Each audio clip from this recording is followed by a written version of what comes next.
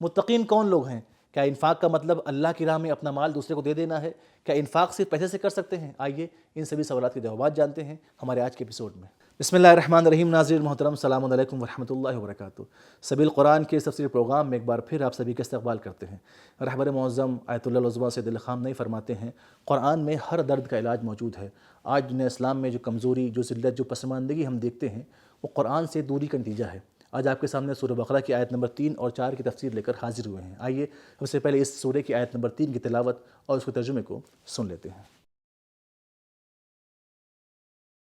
كتاب أنزلناه إليك مبارك ليدبروا آياته وليتذكر أولو الألباب بسم الله الرحمن الرحيم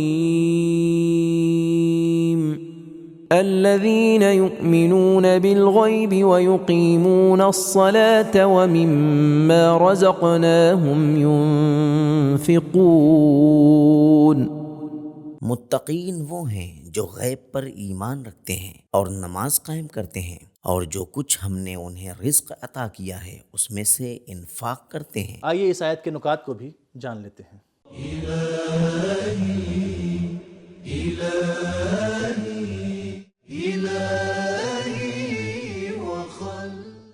قرآن عالم کو 2 حصوں میں تقسیم کرتا ہے۔ عالم غیب، غیب کا اطلاق اللہ تعالی، فرشتے، قیامت اور حضرت مہدی علیہ السلام پر کیا جاتا ہے، اور دوسرا عالم شہود۔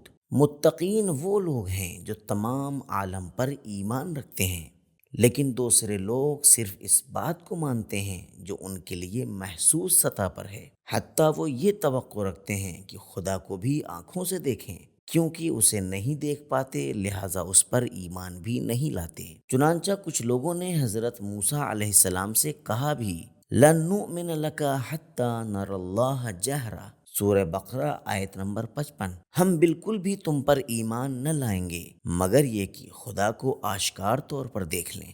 یہ لوگ قیامت کے بارے میں بھی کہتے ہیں مَا هِيَ إِلَّا حَيَاتُنَا الدُّنْيَا نَمُوتُ وَنَحْيَا وَمَا يُهْلِكُنَا إِلَّا الدَّهْرُ، سورہ جاثیہ آیت نمبر 24۔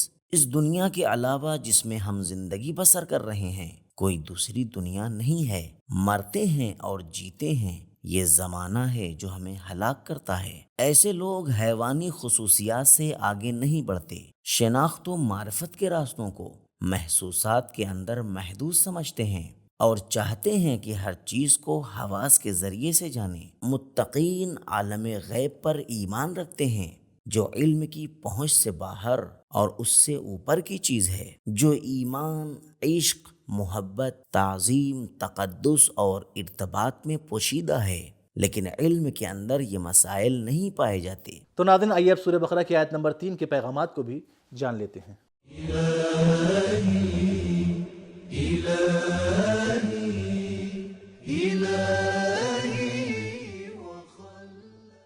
نمبر 1، ایمان عمل سے جدا نہیں ہے۔ غیب پر ایمان کے ساتھ مومنین کی ذمہ داریوں کو بیان اور عملی احکام کا حکم دیا گیا ہے۔ نمبر 2، الہی نظریہ کائنات میں بنیادی اصول یہ ہے کہ جہان صرف محسوسات پر منحصر نہیں ہے۔ نمبر 3، ایمان کی اصل کے بعد نماز کا قیام اور انفاق اہم ترین اعمال میں سے ہے۔ الہی معاشرے میں حرکت اور ارتقاء خداوند متعال کی طرف ہوتی ہے۔ اضطراب، روحی و نفسیاتی کجی، معنوی کمی کو نماز کے ذریعے علاج و معالجہ کیا جاتا ہے۔ معاشی و اقتصادی کمی کو اور اس سے پیدا ہونے والے سارے مسائل کو انفاق کے ذریعے دور کیا جاتا ہے۔ نمبر 4، نماز کو مسلسل اور ہمیشہ قائم رکھنا چاہیے، نہ کہ کبھی کبھی اور جب دل چاہے۔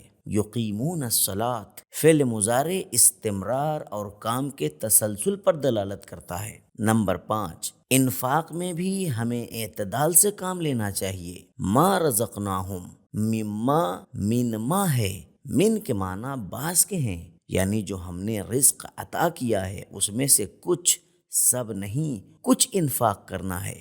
نمبر 6، خداوند نے جو کچھ عطا کیا ہے، علم، عزت، دولت اور فن و ہنر میں سے دوسروں کو انفاق کریں۔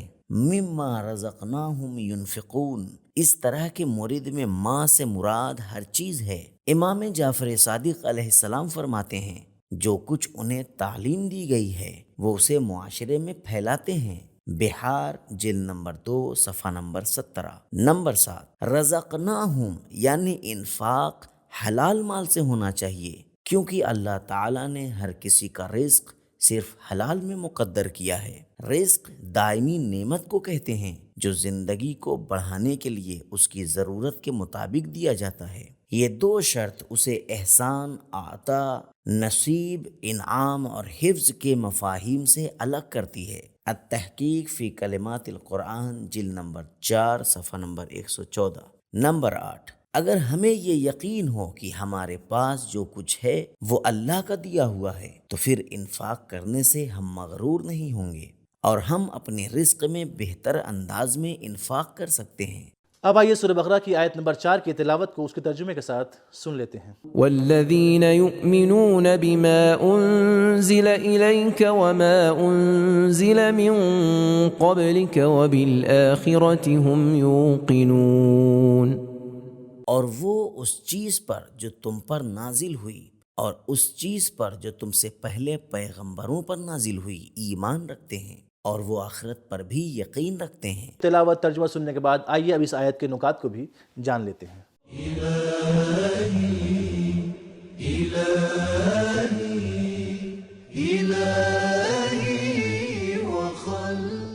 انسان کے لیے شناخت کے ذرائع صرف عقل و محسوسات تک محدود نہیں ہیں، بلکہ وحی بھی ایک شناخت کا ذریعہ ہے کہ جس پر متقین ایمان رکھتے ہیں۔ رہنما کے بغیر انسان راستے کے انتخاب میں حیرانی و پریشانی کا شکار ہو جاتا ہے، تو انبیاء کو چاہیے کہ ایسی صورتحال میں اس کا ہاتھ پکڑیں اور منطق، معجزے اور اپنی عملی سیرت کے ذریعے اس کی ہدایت کرتے ہوئے حقیقی کامیابی کی طرف رہنمائی کریں۔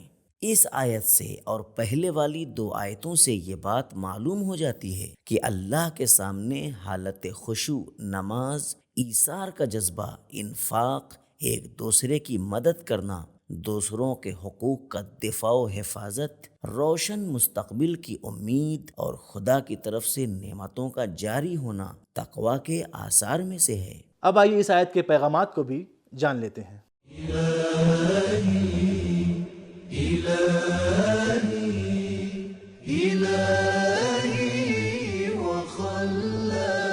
نمبر 1، تمام انبیاء اور آسمانی کتابوں پر ایمان ضروری ہے کیونکہ ان سب کا مقصد ایک ہے۔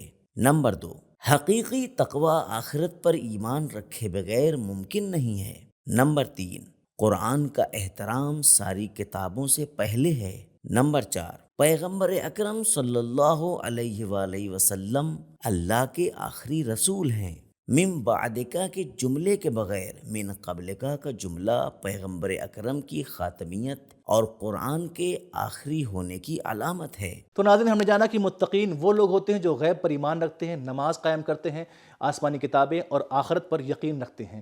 اور انفاق کا مطلب یہ نہیں کہ آپ سب کچھ اللہ کی راہ میں قربان کر دیں، بلکہ اللہ نے جو کچھ آپ کو عطا کیا ہے اس میں سے کچھ حصہ اللہ کی راہ میں انفاق کریں۔ اور انفاق کا مطلب صرف یہ نہیں کہ انفاق صرف پیسوں سے ہوتا ہے، بلکہ اللہ نے جو کچھ آپ کو عطا کیا ہے، علم، فن، عزت، اس ذریعے سے بھی آپ انفاق کر سکتے ہیں۔ تو ہمارا آج کا ایپیسوڈ ختم ہوا، ملتے ہیں اگلے ایپیسوڈ میں، تب تک کے لیے خدا حافظ۔